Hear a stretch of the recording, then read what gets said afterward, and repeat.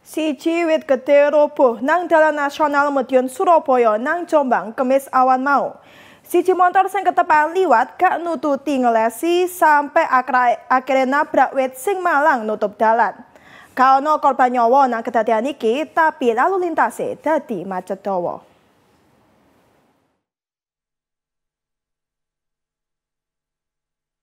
Caning siji montor nabrak wit gedhe sing roboh nang Dalan Nasional Surabaya Medion mlebu Desa Keplaksari Kecamatan Peterongan, Jombang Kemis awan. Montor sing disetiri Setyorini warga Mancar Peterongan Jombang iku rusak bempere. Petugas BPBD Jombang Agus Irmawan ngomong, wit iku roboh tepahe Setyorini mlaku ngidul.